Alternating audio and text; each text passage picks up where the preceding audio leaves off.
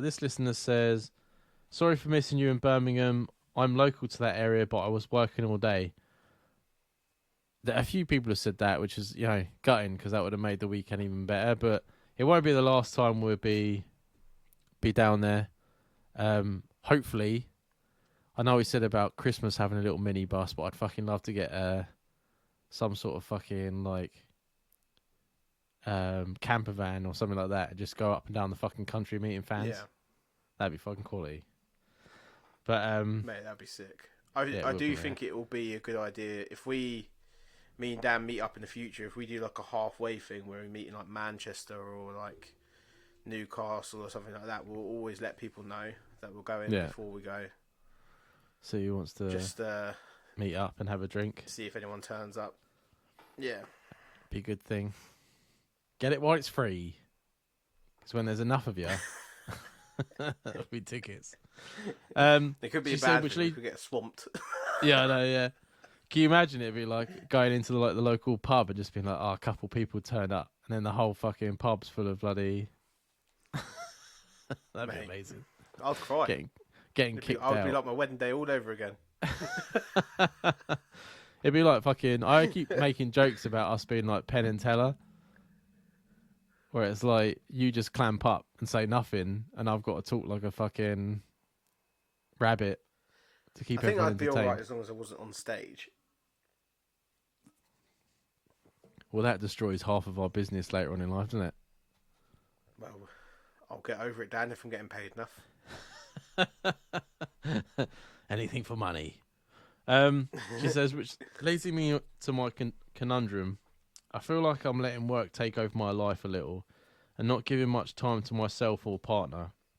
It's beginning to get between us. I love my job and I love the money from the hours I do. I feel obliged to help out where I can and end up doing a lot more hours a week because of it. Have you felt this and how did you deal with it? Oh, Jamie, how many hours did you do at the Co-op when you were working there? I had, especially around refits, like the refit of a shop and stuff like that. I remember going in at 6 and going home at 11 for 2 weeks straight. Fuck that. That was like 17-hour days, and I nearly killed myself. I remember, I was like fucked. I spent probably about half of the wages that I earned from that smoking, because I smoked that much cigarettes when I was at work. It was unreal. And the other half of my money on takeaways when we were at the shop, so I didn't profit from it at all. And when I became a manager and when you go on salary, I remember doing 16-hour days, and I stopped getting paid at 2. And I'm there at 10 o'clock at night, still doing something for like some kind of promotion change the next day. And I'm still there at 10 o'clock, and I got to stop getting paid at 8 hours previous. And I was just like, loving life, thinking that's what work is, that's what you do. No, it's not. No, it's not. It's mental, isn't it? Where like companies now, because they want to save money. This isn't the situation with this listener. She's saying that she's happy with the money she's getting, but in general, like she's obviously getting paid for the hours she's there. Yeah, but I mean, in general, like nowadays, they expect you to do a certain amount of hours unpaid, depending on your position where you work. I think that's out of order. Like you should only. Your time's not worthless. You know what I mean? You should be getting paid for it. But this is a tough one, right? Because you're torn. But I was dating a girl on and off who was like this. She was I would say career driven. But like she cancelled holidays last minute. She counted meeting up. She cancelled dinners because she had to go into work and stuff like that. And it's paid off for her because she's now in a good position of her job. But like a lot of her friends don't bother, and I don't bother anymore. You just get sick of being cancelled on all the time. And yeah, what have you got to show for it when Because if you got no friends or anything like that, you're literally just related around work. Then yeah. Yeah, exactly. And I lost a lot of friendships, I think, over the early years, especially when I was putting in a lot of hours over in retail. Um, all them Saturdays of refusing nights out and all of them barbecues I didn't attend and stuff like that. Eventually, then people stopped asking, and I got disconnected from them. And it also, as time went on, because Charlotte was in the same job as me, but in another place, we were like at some points like passing ship. That what is it? What's that saying? Passing ships in the night, where you only Yeah. Yeah. literally walk in and see each other for half an hour, and then that's it. And then the relationship wasn't there at one point. It was more that we just coexisted in a house or in a flat. Sorry. And I think that was purely down to the extra hours both of us were doing all the time, unpaid, but that's a different matter. Yeah, I think it's a good thing for you to feel like you should help out, and then obviously they feel like you're reliable. But then you need a life at the same time. I think you need to make sure that you put a certain amount of time to the side for like your partner without affecting your job, and they should understand that. I mean, you've put the hard work in now. They know that you're a grafter, and you're there when they definitely need you. But they'll get complacent with you because you'll just do it. Yeah, I mean, you're like, oh, I'll stay longer. I'll do this. And then they won't even think about it. They just assume that you're going to do it. Yeah, because you're solving that problem for them. Yeah. So it's good to put the work in, but you need to make sure that you're putting that line where they know that they can't constantly rely on you to pick up the slack. You know what I mean? That's the way I feel about it anyway. You know what I mean? It's like, yeah, I'm the same. I agree. I think there's a difference between being passionate about your job and being like obsessive about your job. And the passionate side is where you need to know where that line is. And the whole reason this person is written in means that they've started to figure out where the line is. They just need to make sure that they're on the right side of it. It might even mean a conversation with their line manager and just say, or whoever's in charge of them, and just say like, look, my work-life balance is getting a little bit off kilter at the minute. I'm going to have to focus on evening it out. That doesn't mean that I don't want to do all the extra hours and I don't want to do this, I don't want to do that. But it also means that I might say no sometimes. I don't want that to go against me. Yeah, that's fair enough. I don't see what problem with that. Honesty. Yeah, too right. I think as well, like, what happens in like a year, because a year isn't a long time. I mean, it sounds, but it isn't, especially when you're working so hard.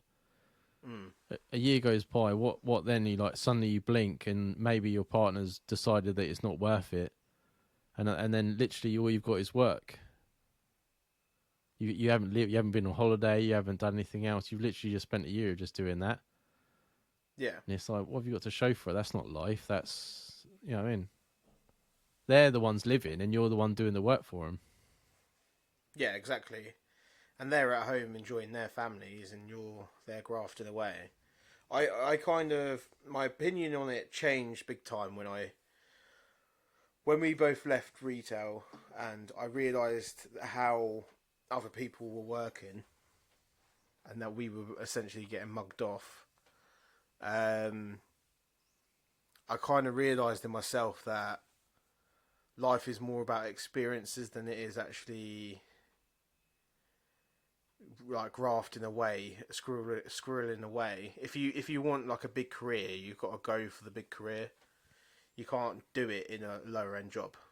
You've just got to live to earn money to live and enjoy your life and spend time with the people that you want to spend time with. So now my opinion's totally changed on things, and now all I do is make money so I can go and do what I want, go on holidays that I want to do, go here, do this, do that, buy clothes I want. Sounds very one-sided, but no, it's not. I think people, moved. especially English people, a lot of them aren't selfish enough.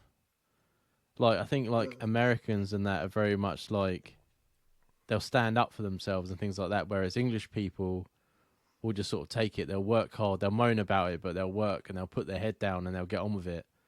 And like I said, Mm. eventually you'll realise, you'll be like, what's going on?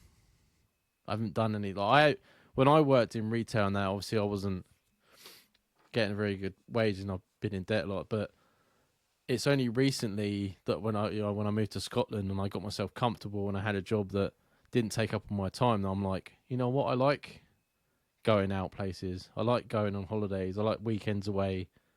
I like being able to buy nice food and make nice dinners, whereas before I would just eat like a fucking pot noodle or like a sandwich. I'm Yeah. like, for years I lived like that. Co-op sandwiches and buying a DVD, which I thought was like the highlight. I mean, that's mental. And I think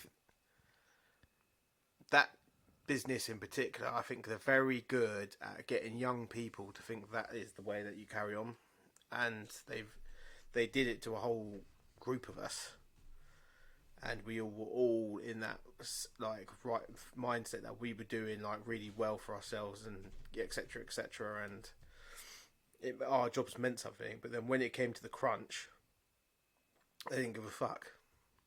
No. Did not give a fuck.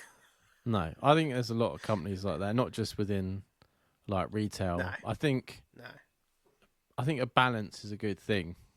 And like Jamie says, if you're emailing in and you said, your balance is off and you got to get it back, and I think Jamie was completely fair with saying you should go in and say to them that, sometimes I'm going to have to say no because my home life's suffering. Unless you work for Pets at Home, because I remember going for an interview with them. It was a group interview, and the woman came out, really fucking stern-faced woman, and she was like, if you're going to work here, you're going to miss a lot of birthdays, you're going to miss weddings, you're going to miss loads of social events, because if you're needed at work, you will be in work. And I was like, I won't. I got up and walked out. But you know what I mean? Like, you can't tell me I can't go to someone's wedding or have a birthday party because you think I'm going to be at work. I'm like, no, I'm getting out of here. That's just flat disrespectful. Talking of Pets at Home, yeah, I had an interview with them. Yeah, that is the strangest fucking interview process I've ever been through in my life. They asked me what animal I wanted to be. Oh yeah. And then I can't remember what I said. I think I said like a dog because they're loyal or something. They're trying to feed some bullshit to them. Oh, see, I said wolf. I said because they travel in a pack, but they're also quite good on their own. I was like, oh, I'm mixing a little bit of teamwork and a bit of working on my own. You got to know how to fucking work Did these they people. say when you said about it? Did they go? Can you elaborate? Can you explain what being a dog means to you? What being a wolf means to you? No, because I had a phone interview, which was like really straightforward. It was basically nothing, and then I had to travel all the way up to Oxford for the interview. Yeah, and then it was a group interview, and it was really fucking badly timed, and like no one was ready, and it was badly organised, and then I ended up coming home. So no, but yeah, I can imagine them asking that.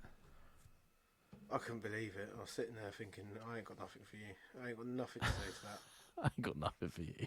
Absolutely nothing to say to that. What does being a dog mean to me?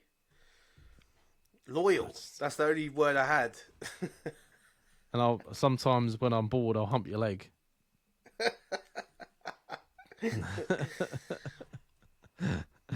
Be like, oh, you might come down one of the aisles, and I've taken a little piddle on the floor. If I get too excited, I might jump at you. Yeah. But yeah, find that balance. Don't throw your life away working away. You know what I mean? The money's good, but what's the point in having the money if you're not going to spend it on something you enjoy? Yeah. Yeah. And don't go home to an empty house. You know what I mean? Keep your partner there and show the appreciation. That's the main thing.